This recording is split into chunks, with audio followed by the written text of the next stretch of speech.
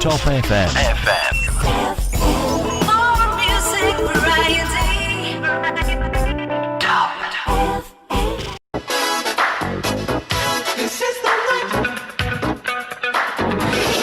Ya, baik teman-teman, masih di 95.1 inspirasi kita semua dan masih bersama Mbak Yu Ahmad di kesempatan malam hari ini. Ya, tentunya masih juga untuk menemani temannya di Talkshow Pendidikan bersama teman-teman kita dari Universitas Peradaban Bumiayu.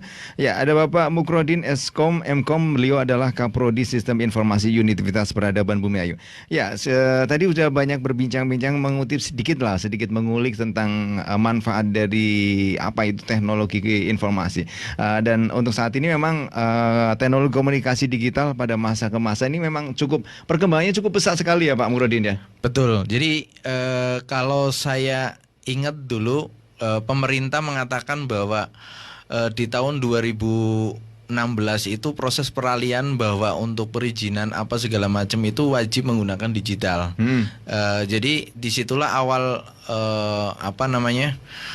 teknologi mulai berkembang pesat. Jadi termasuk di bidang pendidikan ada apa. Jadi kebetulan di Universitas Peradaban secara umum itu kita sudah memanfaatkan teknologi informasi terutama untuk sistem informasinya, sistem informasi akademik, dari perpustakaannya juga, mulai dari pelayanan yang lainnya pun. Kemudian yang tidak kalah kuliah di peradaban sebenarnya kita tidak kalah dengan kuliah-kuliah di kota besar, Pak. Kenapa? Karena di peradaban kita berikan akses dimanapun. Misalkan contoh nih, kita pada saat mahasiswa ngobrol di kantin, kita juga berikan akses di situ. Ada wifi. Wifi, kita pasang wifi di sudut-sudut tertentu. Misalkan di masjid kita juga pakai. Kemudian di ruang-ruang kelas, di kantin tadi, di ruang laboratorium, kemudian di perpustakaan, di ruang lobi. Hampir semuanya beberapa titik di peradaban itu kita ada akses. Jadi kalau bilang kuliah di kampung itu ketinggalan, gaptek itu bagi saya itu hal itu 10 tahun yang lalu mungkin. Tapi di era digital ini itu mengubah mindset masyarakat menurut saya ya. Jadi tidak ada istilah kuliah itu di kota maupun di desa, karena secara umum kurikulum pun sama gitu loh. Kebetulan dosen-dosen kita pun juga lulusan kampus-kampus yang bonafit gitu. Misalkan kebetulan salah satu dosen, misal saya pribadi, saya kebetulan lulusan Undi, Pak. Kebetulan ada juga teman dosen lulusan UI, ada juga teman dosen lulusan Udinus, ada juga teman dosen lulusan UGM, ada juga teman dosen yang lulusan ITB dan lain sebagainya. Jadi Bahkan profesor sendiri gitu ya. Oke, bahkan Profesor Pak Yahya sendiri juga beliau alumni UGM juga, dan beliau juga kenapa kita harus kuliah? Beliau selain alumni UGM, beliau juga Menteri Pendidikan di era Gus Dur gitu loh. Jadi apa sih yang kita ragukan lagi kalau misalkan kita nggak kuliah? Yang pasti kuliah di peradaban saya nawarkan tentang teknologi informasinya. Teknologi informasi di peradaban insya Allah kita tidak kalah. Misalkan kuliah kita nggak usah jauh-jauh deh, misalkan kayak di Tegal ataupun di Purwokerto. Kuliah di peradaban itu benar-benar nuansanya nyaman, Pak. Kemudian didukung dengan teknologi yang sangat baik. Jadi dengan suasana nyaman. Awal mula saya kesini itu dulu sebuah tantangan. Kebetulan saya dulu pernah ngajar di beberapa perguruan tinggi. Saya pernah ngajar di Politeknik Harapan Bersama Kota Tegal. Saya juga pernah ngajar di UMUS di Brebes.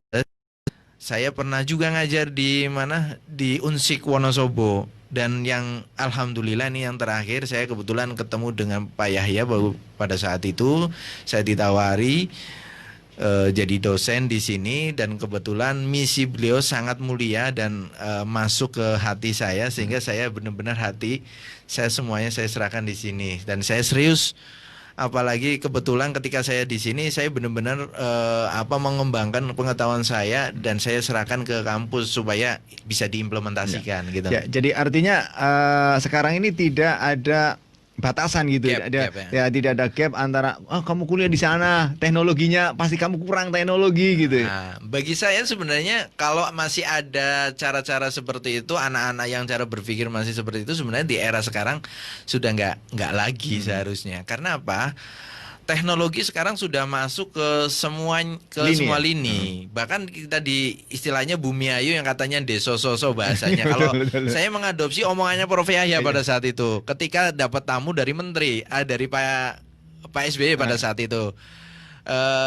Selamat datang Pak SBY di tempat kami yang deso-soso. Tapi saya katakan justru ini menurut saya kuliah di peradaban adalah suasana yang sangat bagus untuk mendapatkan inspirasi dengan teknologi informasi yang begitu cepat gitu loh. Kalau saya katakan di di Bumi Ayu mungkin teknologi yang begitu cepat, terutama internetnya adalah mungkin di peradaban mungkin untuk instansi-instansi yang lain. Jadi mungkin kita nggak begitu ini, tapi kita bisa manajemen.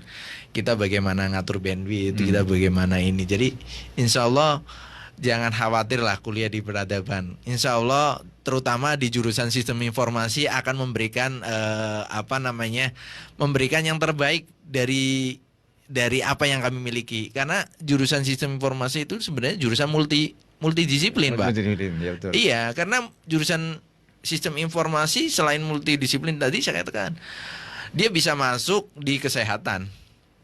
Ya bidang IT ada gitu loh, betul, ya betul. kan. Apalagi misalkan kayak untuk mengecek istilahnya rekam medis. Itu kan sekarang harus pakai digital gitu ya. Iya, jadi rekam medis itu kan ngecek data pasien, dia sudah pernah ke sini atau belum, berapa kali dia periksa, itu di kesehatan. Bisa membaca rekam medis, riwayat dia sakit, nanti biar enggak biar tidak ada malpraktek lah, karena datanya semuanya terekam di situ.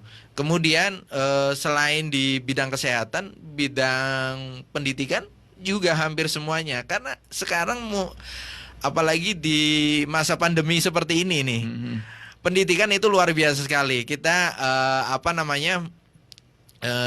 tatap muka yang memang mengharuskan kita tidak bisa bersentuh secara langsung, yang biasanya kita ketemu hai saya halo dan lain sebagainya, yang tadinya secara fisik sekarang kita beralih ke digital. Nah itu juga tetapi memang ada beberapa kendala memang di daerah seperti Bumi Ayu ini, saya bicara ini ya, tapi itu menjadi sebuah tantangan bagi kita. Kendalanya memang. apa, Pak? Kendalanya di Bumi Ayu ini adalah satu kontur yang naik turun karena ini daerahnya daerah pegunungan. Iya, jadi ada beberapa kendala ketika kita menggunakan akses kabel, kita terkendala itu. Kemudian tetapi sekarang ini dengan adanya lulusan kita, misalkan kita punya lulusan, kita bisa memberikan pengabdian kepada masyarakat supaya bahwa alumni kita pun bisa berperan di situ, supaya gap-gap yang tadinya berkurang bisa dibantu oleh mereka. Tadi bicara tentang pendidikan, pemanfaatan pendidikan, bidang bisnis luar biasa sekarang, Pak. Betul. Ya, e-commerce salah satunya pemanfaatan. Jadi UMKM yang tadinya nggak populer, yang tidak dikenal, kok ada ya, produk unggulan dari desa yang terpencil seperti ini gitu loh. Sekarang nenek-nenek juga viral. Gitu. Apalagi yang lagi ngehit lagi ini kan seperti YouTuber. Nah, itu kan luar biasa, itu juga dampak dari teknologi informasi gitu loh, Pak. Dan ini di Universitas Peradaban memfasilitasi semuanya gitu ya, Pak. Insya Allah memfasilitasi. Jadi kita kebetulan di perpustakaan kita sediakan buku-buku komputer, terutama dari mulai programming, dari mulai database, dari jaringan, dari mulai animasi, dan lain sebagainya, mungkin yang untuk mendukung perkuliahan, didukung dengan tadi saya katakan akses internet di setiap sudut. Jadi kalau misalkan mahasiswa untuk mencari sumber-sumber literatur yang nggak ada di buku, kita bisa mengakses di internet gitu loh dengan kecepatan ya insya Allah masih kalau dibandingkan di daerah Bumiayu yang lain kita masih di atasnya lah untuk kecepatan gitu itu. Itu tujuannya apa Pak? Di setiap titik ada spot untuk terintegrasi dengan internet. Jadi dulu sebelum saya masuk ke situ, internet itu masih tersentral kita ada namanya tower triangle itu ya, zaman-zaman awal-awal supaya bisa menjangkau kayak.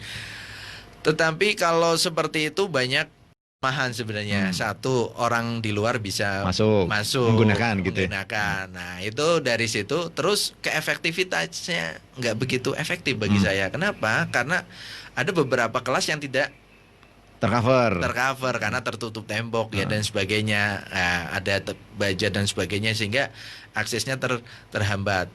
Maka dari situ dulu saya mengatakan kalau seperti ini kayaknya nggak efektif, maka saya pasang titik-titik tertentu WiFi di sudut-sudut tertentu, misalkan di lobi, misalkan di perpustakaan, misalkan di ruangan lantai berapa, kemudian di laboratorium, di perpustakaan tadi, di masjid, di di kantin, di mana mereka berada, internet selalu mengikuti gitu loh. Jadi bagi saya kalau misalkan mahasiswa peradaban kemudian secara umum bicara tentang pengetahuannya kurang, menurut saya enggak, karena mereka bisa mengakses dimanapun gitu loh.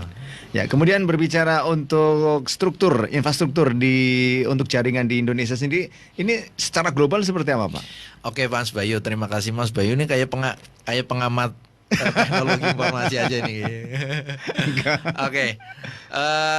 Dari ke masa Indonesia bidang teknologi informasinya terutama di infrastruktur jaringan internetnya menurut saya sekarang sudah mulai berkembang ya. Artinya dengan adanya banyak provider yang masuk ke Indonesia mengubah